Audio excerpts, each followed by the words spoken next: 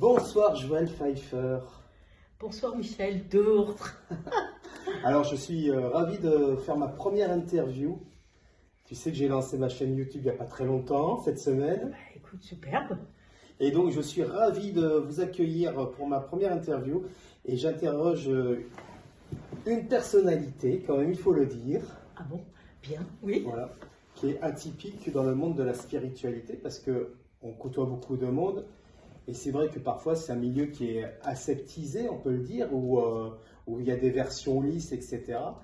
Et je trouve que tu es un petit peu une médium déjantée. Ah, je commence bien. Oui, oui, c'est bien. Et c'est ce qui me plaît, c'est ce grain de folie que tu as et que tu peux exprimer de manière naturelle qui fait de toi une personne atypique et une personne qui est attachante. Et donc déjà, je te remercie de me recevoir au Luxembourg, Je suis honorée que tu aies accepté mon invitation. chez toi déjà, et dans ton petit jardin secret. Je sais qu'il n'y a pas grand monde qui franchit ta porte privée et ton appartement. Et donc, je te remercie pour cela déjà.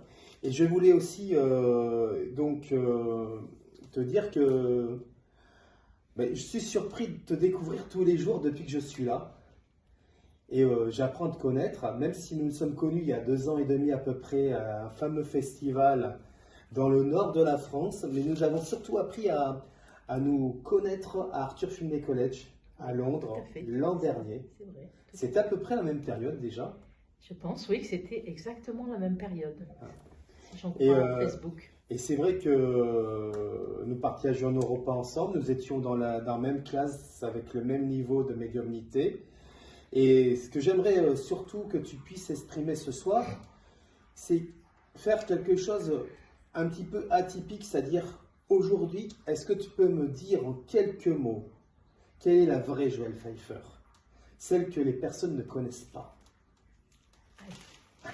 La vraie Joël Pfeiffer, ben, c'est moi telle que tu la vois depuis lundi où tu es arrivé, c'est-à-dire quelqu'un qui se lève le matin, qui met ses sabots, sa paire de chaussettes, qui débarque avec sa chemise à carreaux et qui en fait n'a pas peur de se présenter devant toi comme ça.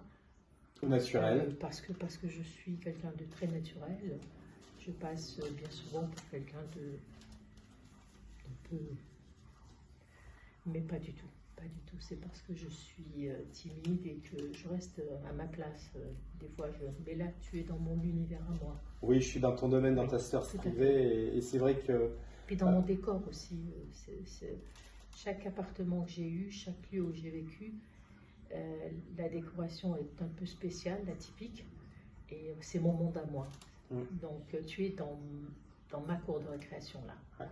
Et c'est un endroit, pour vous dire, qui est vraiment très spécial parce que nous sommes entourés d'anges. Alors, il y en a qui ont perdu leur tête. J'ai décapité Jésus dernièrement. Voilà, c'est ça. C'est-à-dire qu'il y a des statues un peu partout, il y a beaucoup de décorations angéliques. Tu adores les anges d'ailleurs, hein, Oui. Il y en a un peu partout. Hein. Et c'est vrai que c'est... Je suis incapable de parler des anges comme Anne-Hélène, tu vois, Craniano, qu'on salue, bien sûr. Hein. Ouais. Mais je suis entourée d'anges, oui, tout à fait. D'anges, de grandes statues de la Vierge. Oui, de grandes statues. La Vierge est omniprésente. C'est important pour toi d'être entouré oui, j'étais très tôt. Tu sais, quand j'étais adolescente, je dessinais. J'aimais beaucoup dessiner. Et très souvent, je dessinais des choses un peu religieuses et notamment, effectivement, des nonnes et des vierges. D'accord. Alors, j'avoue qu'au début, ça m'a surpris quand je suis rentré dans ton appartement. Je me suis dit, oh là là.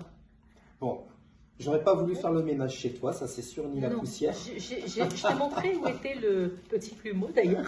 Non, mais je ne l'ai pas utilisé pendant la semaine. Mais c'est vrai que c'est...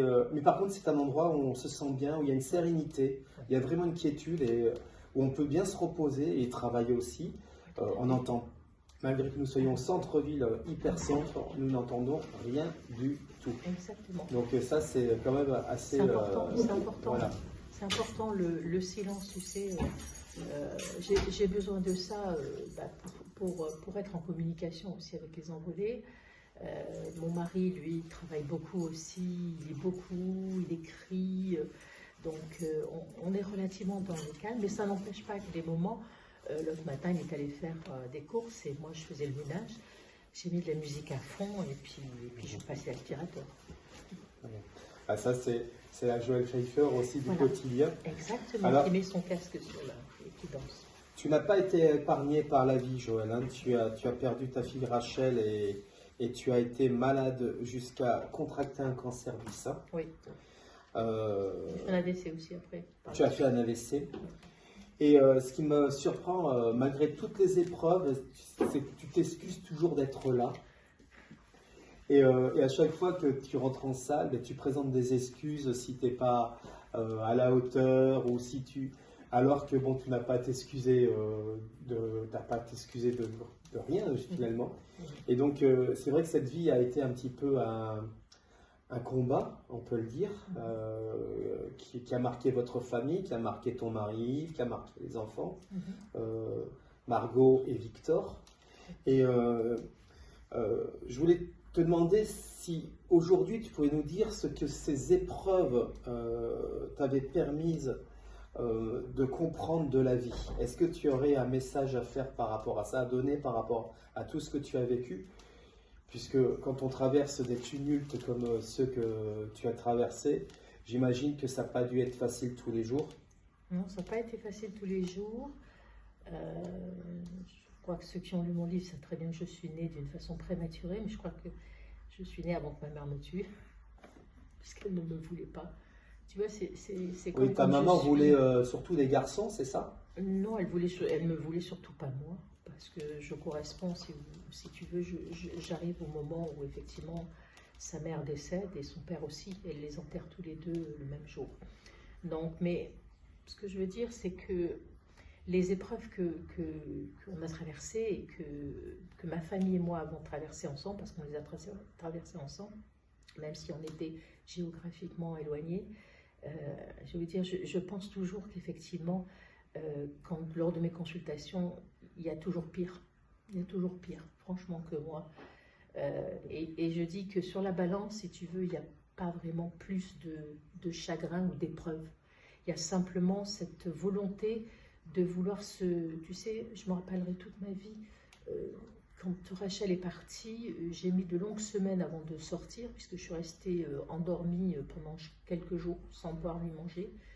D'ailleurs, je me suis relevée, je ne fumais plus et j'allais très bien. Sauf que à un moment donné, je suis tombée dans la rue à quatre pattes et je me suis mise à hurler comme une bête. Et je me suis dit, j'étais capable, malgré tout. Mon mari m'a laissé faire dans la rue. C'était un samedi, tout le monde était arrêté, me regardait. Il fallait que je hurle.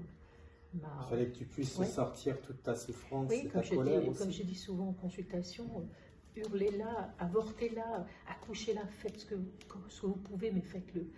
Et je me dis que j'étais capable de me relever parce que je sais que la vie, ça fait mal. Et quand tu sais que la vie, ça fait mal, eh ben, tu te dis que le reste, de toute façon, je sais pas moi, c'est une brioche qu'a fait mon mari ce midi, pour ce midi en dessert, tu vois.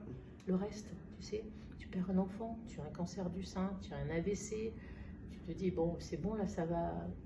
Non, il y a d'autres petits problèmes qui s'égrènent, machin, mais quand tu arrives à te relever, tu te dis que finalement, si tu arrives à te relever, le reste, ce sera du gâteau. Donc tu appréhendes la vie différemment, toutes ces épreuves. Tout à fait. Et tu as pris conscience de... D'accord. J'ai un autre regard, qui n'est pas celui, si tu veux, de la dureté, hein, mais surtout de faire comprendre à l'autre que c'est possible qu'on se relève de tout. On peut se relever de tout. Même de la perte d'un enfant. Exactement, surtout de la perte d'un enfant. On peut s'en relever. Il suffit simplement de se dire que ça va arriver. Le temps fait son office. Le temps est bienveillant. Tu sais. Et puis les envolés, nos envolés sont bienveillants avec nous aussi. Et mon enfant a été bienveillante avec moi aussi. Je pense que l'on ne fait jamais le deuil d'une personne qu'on a aimée qui est partie de l'autre côté.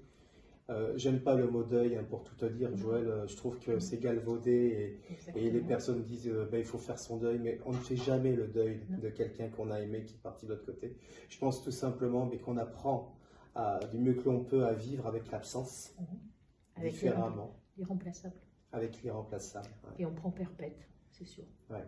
De toute façon, tu apprends à vivre avec et puis à si tu veux, à te réjouir de tous ces petits riens qui font, tu sais, ces petits messages, ces petits clins d'œil, ces petites synchronicités qui font qu'effectivement, t'as un sourire. Et des synchronicités de Rachel, tu en as beaucoup, Oui. parce qu'elle t'accompagne en permanence, même lors de ton voyage au Ta Canada. première nuit, toi, La première nuit, elle est venue me voir cette nuit-là. C'est vrai que je ressens beaucoup sa présence. Oui. Et Et même la télévision qui est Ah oui. éteinte, effectivement, te souhaite la bienvenue. c'est vrai que, pour tout vous dire, quand je suis arrivé donc, au Luxembourg chez Joël, on était en train de discuter autour de la table et la télévision qui était débranchée, qui n'était pas branchée du tout, a dit je suis heureuse, je suis heureux de faire votre connaissance. Ouais. Et c'est vrai que ça m'a surpris. Je me suis dit mais qu'est-ce qui se passe? Non, Et les tu m'as dit mais enfants t'inquiète pas n'aiment pas ici. dormir ici. Ah, Il se passe des choses. tes enfants n'aiment pas dormir Il là. se passe des choses, ils en font des choses aussi. Alors je dors très très bien, mais j'avoue que j'ai des petites visites. Ah, bien, parfait. Mais il y a beaucoup, ils sont... tu sais, je pense que c'est comme chez toi. Hein. Je crois qu'effectivement, ils viennent te voir, ils viennent te visiter.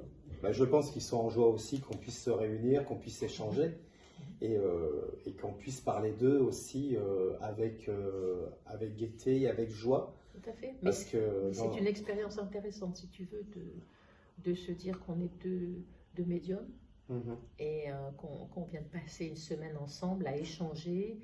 Et puis sans filtre d'ailleurs.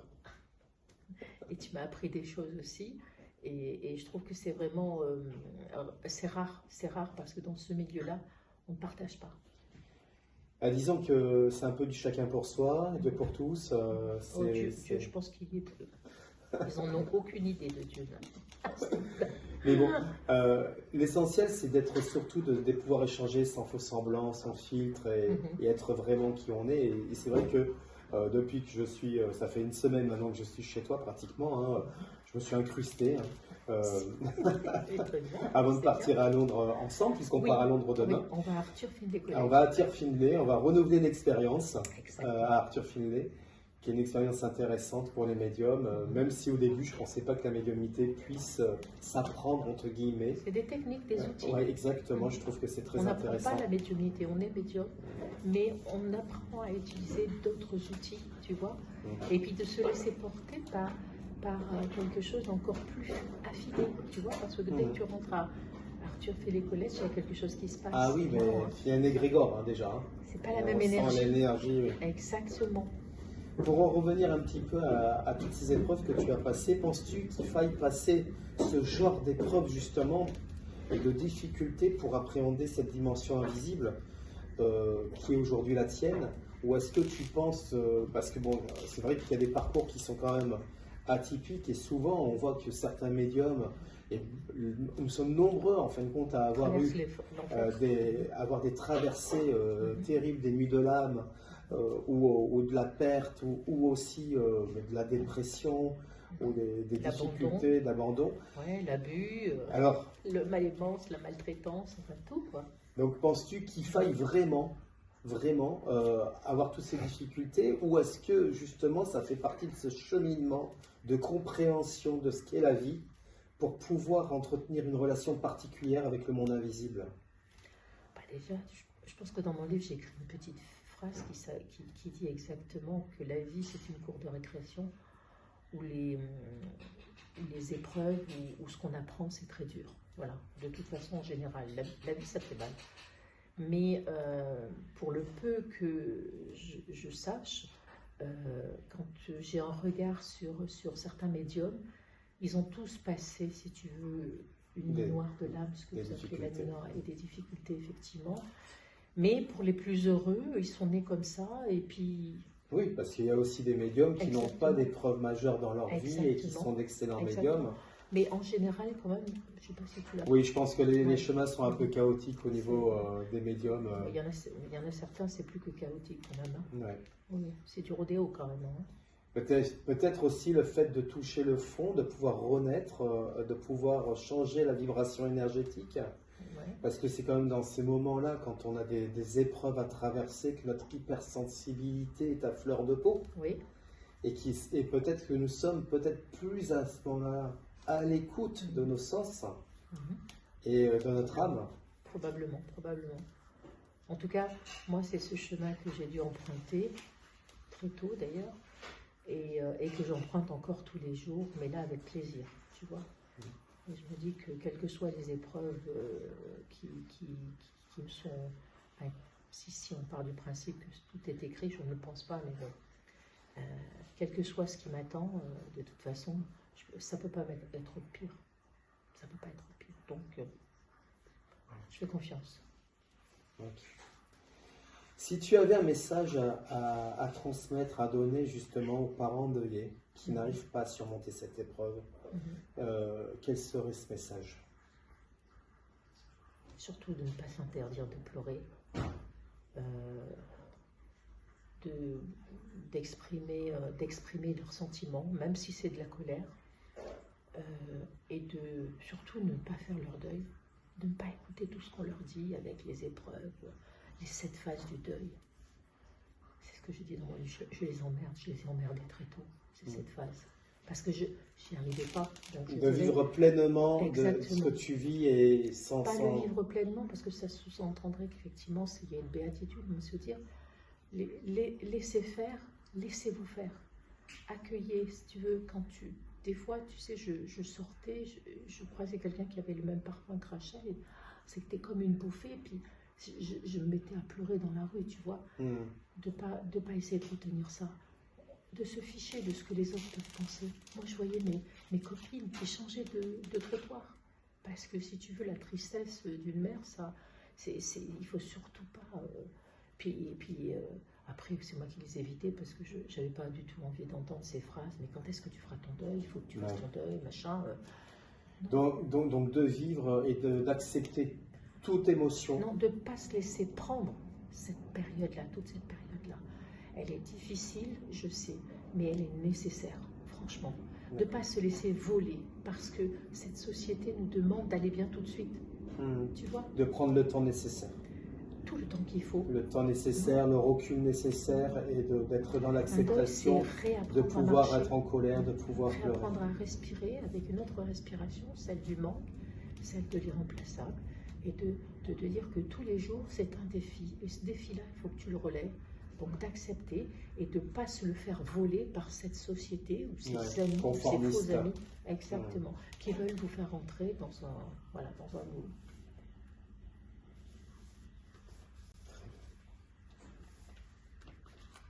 Alors tu sais que j'ai travaillé cette nuit parce que sais. je voulais dire aussi que ce qui m'a rempli de joie quand je suis venu te voir, c'est de voir tout cet amour qui est très puissant avec ton mari Yves et avec tes enfants Victor et Margot. Il y a un amour qui est incroyable. Vous vous dites tout le temps je t'aime. Et ça, je trouve que c'est... On se crie même, ils sont dans l'ascenseur, jusqu'en bas. Ouais, non, mais ça, c'est magnifique parce que je t'aime. Ce sont des mots qu'on oublie. C'est des mots parfois, même sur les générations anciennes, qui n'ont pas été prononcés par nos aïeux et qui manquent cruellement.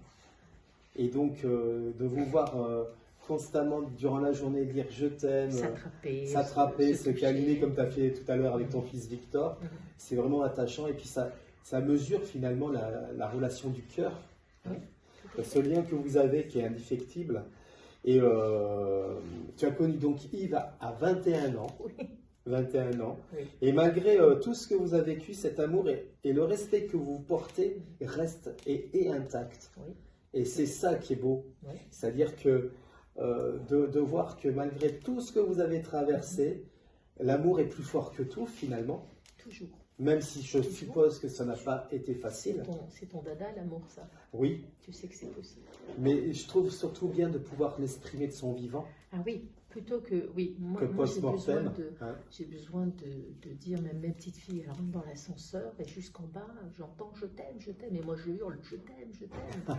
C'est vraiment très important et qu'elles aient cette façon naturelle de dire qu'elles nous aiment, c'est extraordinaire. Il faut le dire. Quand on rencontre quelqu'un ou quand on aime bien quelqu'un, il faut lui dire, je te le dis, c'est pour rien, je t'aime, tout simplement. Je t'aime tel que tu es, ne change pas. Je ne sais pas pourquoi.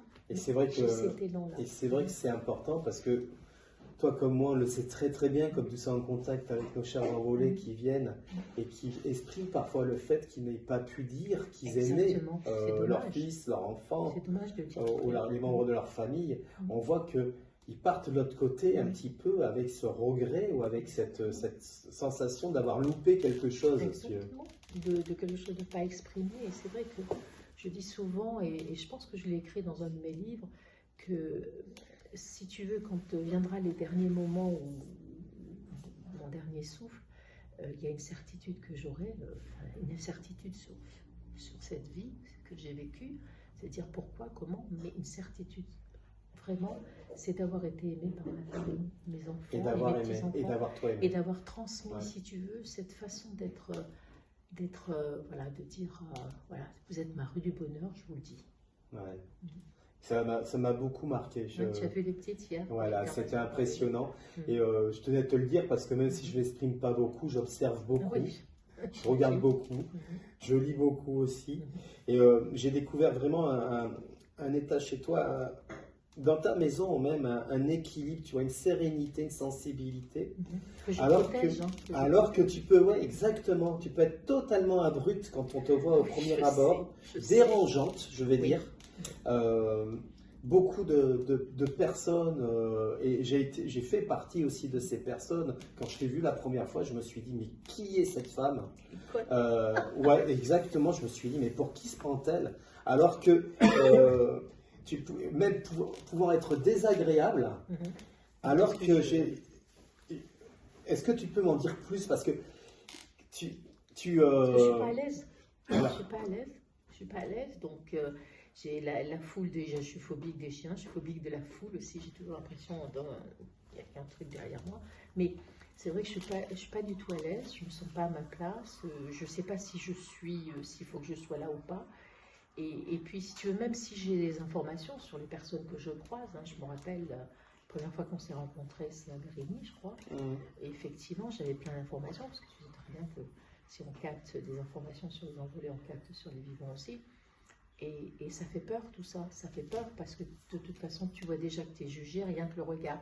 C'est le gros problème de l'être humain, c'est toujours de porter Didier Santiago un jugement. qui est amour et qui est délicieusement... Ça, s'était excusé de m'appeler la bourgeoise, mais j'ai pas du tout c'est pas du tout une bourgeoise. Didier, on t'embrasse, on est avec toi par rapport à tout ce que tu passes. On a vu son émission tout à l'heure. On a vu son émission avec Michael Lévy, et puis je vais lui envoyer un petit message, avec les prédictions. Un SMS tout à l'heure, comme quoi il y a pas de il y a des synchronicités. Voilà, mais parce que ça me fait papa, peur, tout ça, ça me fait peur. Donc, et puis surtout parce que ce milieu-là est très particulier, comme beaucoup de milieux d'ailleurs. Hein. Donc on se dit que c'est comme si on rentre dans une arène. Donc c'est un voile de protection que tu te mets, c'est une carapace. Ah oui, oui, tout à fait, parce que tu vois bien que le naturel revenant toujours au galop, exactement, si parce que tu t'en serais aperçu. C'est exactement ce que je me suis rendu compte, encore plus cette fois-ci. Alors je m'en étais rendu compte beaucoup à Arthur Findlay, mais j'ai trouvé que si on savait entrouvrir la porte de ton âme, c'est bien dit quand même. Hein. C'est beau ça. Si on arrive à découvrir vraiment la femme que tu es, on voit une femme en fin de compte qui aussi manque d'assurance, qui manque de confiance en elle. Qui m'excuse en rentrant en salle. Voilà, c'est ça, qui s'excuse en rentrant en salle, qui a été meurtrie par la vie, ça se ressent, mais derrière cela, il y a une femme sensible, il y a une femme humaine, il y a une femme généreuse, il y a une femme qui est remplie d'humour. Oui, ça oui. Et ça, mais voilà, ça c'est pas c'est pas quelque chose qui est visible au premier abord. Et on apprend à connaître les gens d'ailleurs quand on vit avec et quand on partage les moments privilégiés avec. Et c'est ce que j'aime chez toi. Tu es même un peu borderline parfois. Et ça me fait énormément rire parce qu'on a passé vraiment de grosses parties de fou rire. On a vraiment énormément rigolé.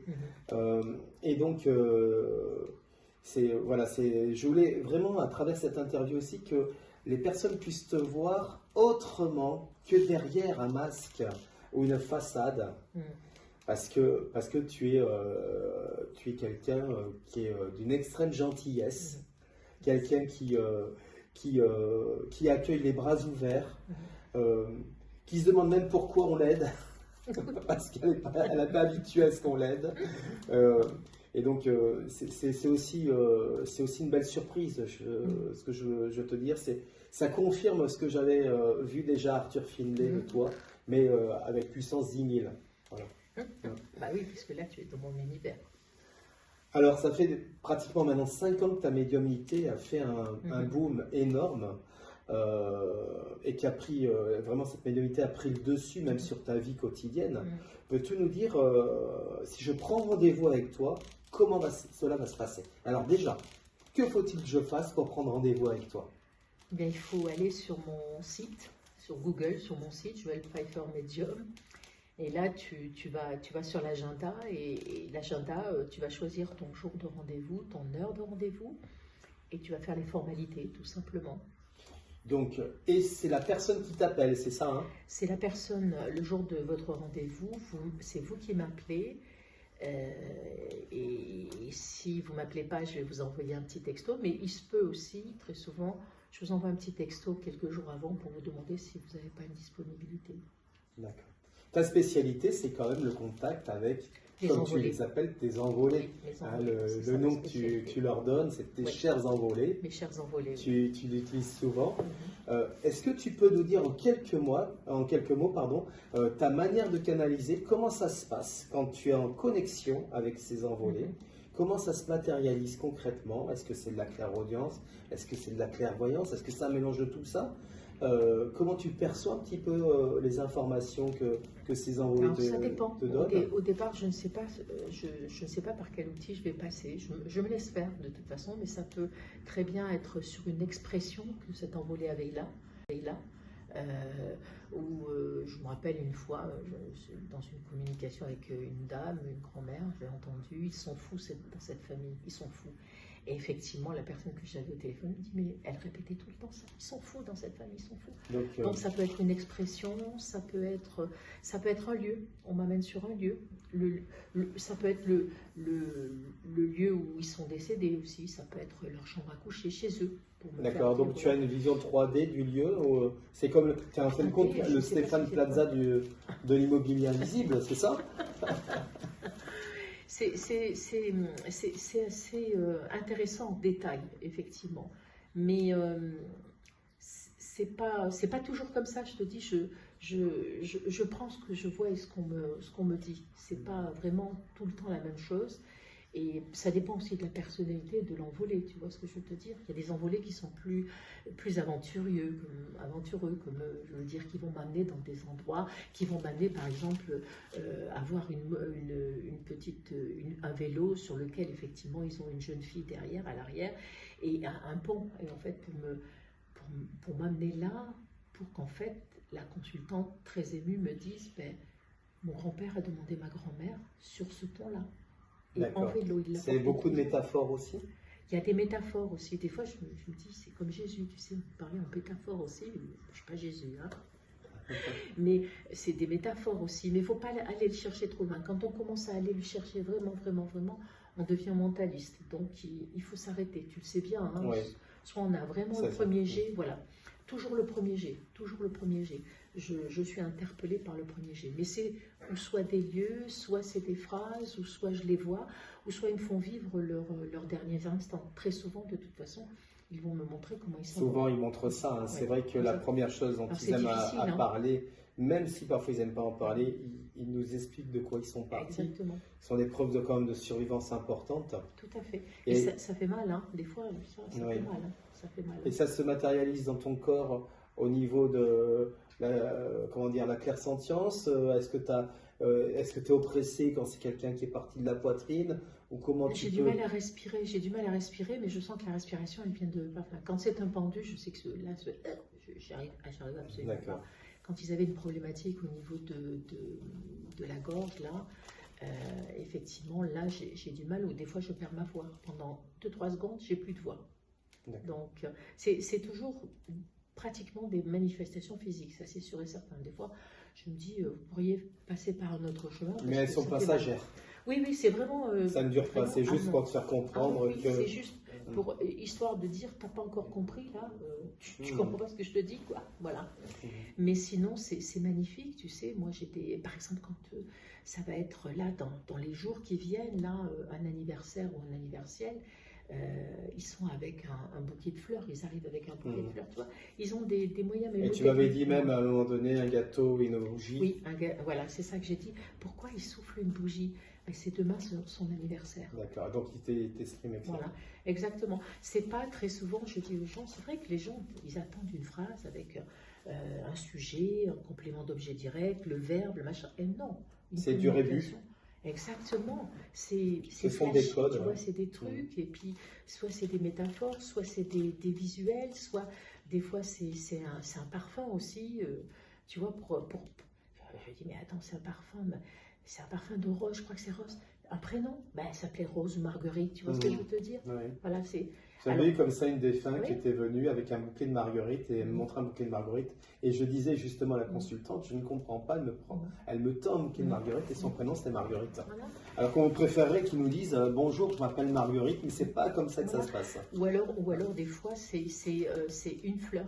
Une fleur. Alors je me méfie un petit peu. Là, il s'appelait la fleur. D'accord. Voilà, tu vois. C'est assez impressionnant. Et alors, ce qui est intéressant tout à l'heure aussi, dans ce que tu relatais, tu parles de la personnalité des envolés. Donc, est-ce que tu peux nous en toucher 2 mots? Bah, écoute, pour ce que je constate, on part avec l'entièreté de nos caractères. Donc, quelqu'un qui était grincheux de son vivant, il sera grincheux. Il sera grincheux de l'autre côté. Imagine ton papa était grincheux, presque bougon, machin. Je dis, ah, votre papa, il arrive, il est tout sourire. Je me dis, attends, là, elle me parle pas de mon père. Ça, c'est pas possible. Il y a des fois, je suis très gênée parce que je le dis et je l'écris. Il y a des sales cons quand même. Il y a des sales cons, il faut le dire. Moi, ça me fait beaucoup rire, mais il y a des sales cons. Et quand ils arrivent comme ça, je dis, écoutez, il avait un caractère un petit peu particulier, pas trempé, bien trempé. Ou alors j'ai la grand-mère qui arrive avec les mains comme ça, tu sais, avec... le caractère, tu sais que c'était elle qui était la matriarche. Exactement, un charisme, tu vois, voilà. Donc c'est vrai qu'ils expriment effectivement ce qu'ils étaient, tout simplement pour qu'on les reconnaisse d'une part, et puis parce que pourquoi tu les changes? Alors tu me diras... Donc quelqu'un qui est taiseux, c'est un peu plus compliqué quand même pour nous, parce qu'il est taiseux de l'autre côté. Si, j'étais en salle à Québec il y a quelques semaines. Je suis tombée sur une photo où regarde monsieur, j'ai dit, ah, Eureka, j'ai trouvé. Alors, j'ai l'air comme si tu veux en pleine salle. J'ai trouvé Eureka. C'était un chercheur. C'était effectivement un chercheur. Voilà, tu vois. Ou alors quelqu'un qui doit avoir des expressions qui vont... Voilà, je suis comme dans une bibliothèque, tu vois. Donc, ils y arrivent. Hein. Ils y arrivent très très bien. Ils sont très très aidants. Très très aidant. Enfin, je ne sais pas toi comment ça se passe. Oui, ça fonctionne exactement de la même sorte. Où je retrouve, voilà, on me donne des mots, des choses qui me permettent de comprendre quelle personnalité ils avaient. Exactement. Et ça, parfois, ils ont beaucoup d'humour. Et parfois, j'ai eu quelqu'un qui avait que des noms d'oiseaux. Hein, et c'était un peu grossier de chez grossier. Je n'osais même pas répéter, si tu veux. Parce que la personne que tu avais au téléphone a bien reconnu. Bah ça c'est clair que elle m'a dit, ah c'est mon père. Hein. Il parlait comme ça. Exactement. Mais c'était des mots même du vocabulaire que je maîtrisais pas totalement. Mais j'ai dit, je n'osais même pas répéter parce que c'était tellement ordurier. Mais son père était ordurier. Il est comme ça, voilà. C'est comme quelqu'un quand si je dis à quelqu'un, votre papa me dit qu'il vous aime, alors qu'il n'a jamais dit. Oui, bah là il y a des dissonances. Je dis plutôt, écoutez, ça va vous étonner. Il ne dit pas qu'il vous aime, mais il y a vraiment une émotion tu vois, une émotion d'affection très affectueuse qui est là pour vous. Je sais qu'il ne vous le disait pas, mais il n'y a pas les mots. Il ne vous le disait pas quand il est là. Pourquoi vous le direz-vous? Le dirait-il? Mais par contre, il l'exprime. Il veut vraiment que vous le sachiez. Voilà. Hein. C'est-à-dire qu'il se rattrape souvent aussi de l'autre côté. Ou comme au Québec l'autre jour, sur une émission radio, je lui dis, vous êtes un bon fils. Il dit que vous êtes un bon fils. Et c'est la dernière phrase, c'est vrai qu'il s'est mis à pleurer, tu l'as vu. Il s'est mis à pleurer, le monsieur. C'était la phrase qu'il lui avait dite avant de partir. Tu es un bon fils. Tu vois. Mais c'est important que je le lui redise, plutôt que de dire je t'aime mon fils. Dire tu es un bon fils. C'est-à-dire que tu as repris exactement les mots et l'intonation, parce que parfois on peut prendre même l'intonation. Alors en québécois, c'était. Alors, oui. C'est vrai que c'est un peu particulier. Oui, tu vois. Bonjour à nos amis du Québec. Si je viens chez vous, il va falloir que je fasse des progrès pour traduire. Ah, tu m'amènes dans ton bagage et je C'est ça. t'expliquerai ça. Toi. Alors, aujourd'hui, on parle, tu as de l'expérience, ça fait 5 ans que tu fais ça pleinement, etc. Quel serait, si tu avais un conseil à donner ou des conseils à donner à un jeune médium qui débute, quels seraient ces conseils? Alors, quels seraient ses conseils? Je dirais de ne pas douter, de ne pas douter de lui et de ce qu'il entend et de ce qu'il voit. Ouais, de ne pas douter, de ne jamais douter. Et parce que quand on fait ce qu'on fait, on est au service des envolés, donc on n'est qu'avec les envolés. Donc c'est ce qu'on. Je pense qu'effectivement c'est toujours quelque chose de divin, d'exceptionnel. C'est exceptionnel. Voilà. Et quand tu es en présence d'un envolé, si tu veux, qui développe cette énergie pour te montrer ou te faire vivre, qui m'emmène sur des lieux par exemple, tu t'imagines l'énergie qu'il déploie. Mais tu es là, mais moi je suis là, mais. Alors après, je dis génial, merci. Mais d'accueillir avec humilité déjà. Voilà, tu fais pas de bruit et tu écoutes et tu te dis, mais je suis béni des dieux, franchement. Donc de se dire, je suis quelque part béni des dieux, franchement. Et de se dire, je doute pas. Je doute de ce que me disent les autres, mais jamais un envolé, jamais. Quelque part, de garder cette foi en toi, oui. Cette connexion divine avec le monde spirituel et d'être en gratitude permanente, c'est ça que tu voudrais exprimer? Oui, mais pas, je suis pas, tu ne verras pas, on est allé dans des églises, bon, je prie bien sûr, mais je n'ai pas cette attitude, si tu veux. L'intention. Non, et puis ils me connaissent bien, ils me connaissent mon franc-parler, mon côté un peu rock'n'roll. Donc pour un jeune médium qui débute, c'est vraiment de ne pas douter, de prendre confiance en lui, et surtout en eux. Tout à fait. Et garder cette foi et cette connexion la plus pure possible. Leur faire confiance. Ouais. Leur faire confiance. Et comme je dis, n'attendez rien d'une communication avec un envolé et vous aurez tout. Mais tout ce qui est bon pour vous. Parce que très souvent, je ne sais pas si ça t'arrive, les gens disent, ah ben je pensais qu'il me parlerait d'un tel ou un tel. Ben non. Non, c'est prendre l'information telle qu'elle vient. Et on a des informations qu'on perçoit, des informations qu'on ne perçoit pas. Exactement. Donc être aussi dans l'accueil que de prendre, de ne pas créer d'attente, je pense, et de prendre ce qu'on nous donne au moment où on nous le donne. Exactement. Et ça, je pense que c'est important parce que souvent, on est contrarié parce qu'on aurait pu faire plus, alors que c'est déjà très très bien. C'est déjà très très bien, mais c'est vrai que ma part d'humanité me dit oh, tu aurais pu faire mieux, punaise, tu aurais pu voir ça, mais non. L'envolé après, je sais que je suis, tu vois, en apaisement. Ouais. Alors déjà que c'est pas facile quand je rentre en salle, déjà, il y a déjà la salle, c'est l'exercice le plus difficile pour un médium, à mon avis. Hein. C'est très très compliqué, tu le sais très très bien.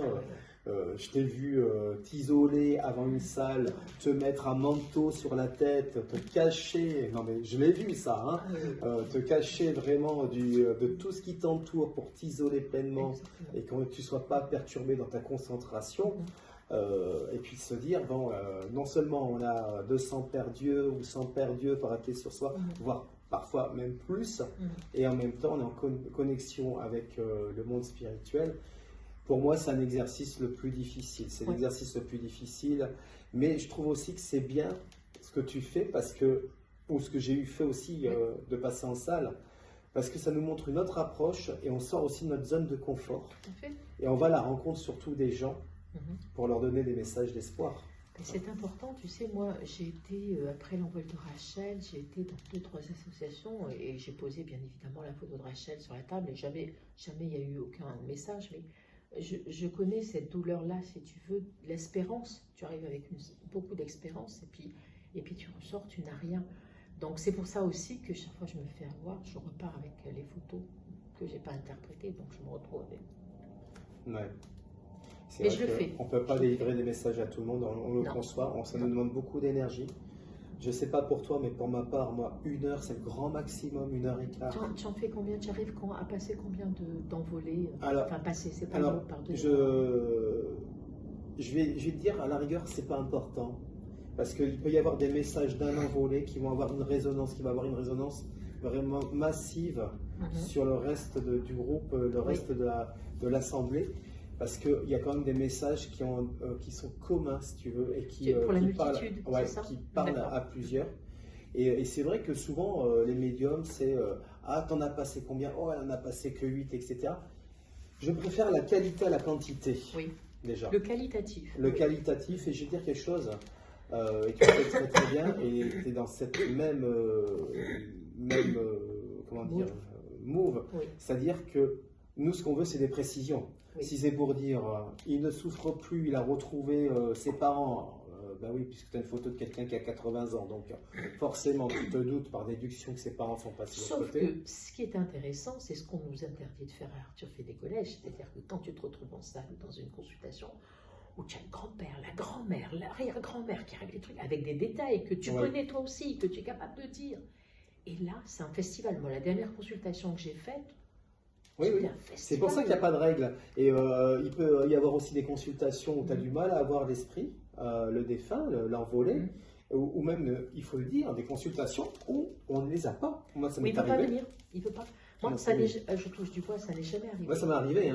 Qu'il soit un peu moins communicant, mais s'il ne l'était pas quand il était là. Parce qu'on parle toujours de ce qui fonctionne, mais il faut aussi parler des choses qui ne fonctionnent pas. Ce n'est pas une télécommande sur laquelle on appuie. Donc, on prend ce qui se présente, entre guillemets, au moment T, et parfois, ce n'est pas forcément l'envolé que vous attendez qui arrive. Ça peut être quelqu'un d'autre de la famille, ou de la belle famille, ou de notre connaissance. Mais voilà, pour en venir aux salles, moi je ne fais pas un concours de savoir combien j'en ai passé ou pas, je m'en fous à la rigueur. Ce que je fais, c'est que dès que j'ai, je donne. Et quand j'ai pu, et quand je suis fatigué, je termine vraiment avec un gros mal de tête, parce que je stimule beaucoup ma glande pinéale. Et bien, ça ne sert à rien, à un moment donné, il faut aussi se respecter. Et si c'est pour remplacer, je ne retrouve pas l'utilité. Je veux dire, généralement, au bout d'une heure et quart, j'arrête, moi. Parce que j'ai très mal à la tête et j'arrête. Mais voilà, donc, mais après, le job, il est fait. Et puis après, bon, bah, si les gens, s'il faut aussi dire aussi aux gens qui nous regardent, c'est qu'une médiumnité en salle n'est pas une consultation individuelle. Oui. Et c'est pas du tout la même chose. Je veux dire, j'essaye de faire des messages courts, par contre. J'essaye de ne pas rester 20 minutes sur la même personne, parce que je sais très bien que pour les gens qui sont en attente, pour les gens qui ont cette espérance et tout, en plus c'est long, et puis souvent c'est des détails qui n'est. Oui, et puis c'est barbant pour ceux qui sont à côté exactement. Autour, donc, qui attendent. J'ai privilégié un message qui est court, 5 minutes, 7 minutes pour un message d'un envolé. Pour moi, c'est le grand maximum, et c'est bien, donc ça va vite. Et puis il faut aussi mettre un petit peu du punch, parce que de l'autre côté, quand même, ils sont très contents de pouvoir communiquer. Donc, et c'est pour ça aussi, tu vois, par exemple, je ne fais pas de conférence. Je pense toujours au sketch de la conférencière. Conférence, too much conférence. Donc, je préfère parler de choses entre dire, voilà, je passe par tel chemin parce que ma médiumnité est comme ça. Tu vois, je préfère expliquer en truc, ce qui fait que il y a du mouvement. Oui, c'est ça. C'est-à-dire qu'il faut éviter d'être statique, parce que souvent, bien souvent, dans les médiumnités, et parfois c'est lourd, c'est pesant, et déjà ne serait-ce que d'aller à la rencontre des gens en se déplaçant dans la salle, je trouve déjà ça fait toute la différence que lorsque l'on reste derrière son bureau assis, c'est pas du tout la même énergie. Et ça met une barrière, et moi je suis pour la proximité. Après, chacun travaille comme il le souhaite. Le principal, c'est surtout la nature des messages. Le reste, on s'en fout. C'est une organisation personnelle. Et il y a autant de médiums que de médiumnités, et de médiumnités que de médiums. Exactement. Alors, la nouvelle Joëlle Pfeiffer est née. Ah bon? Oui, probablement. Donc, plus affirmée, plus sûre d'elle, plus confiante. Quels sont tes projets pour cette année 2026 qui arrive? Alors mes projets, aller peut-être un petit peu plus à votre rencontre, bien sûr.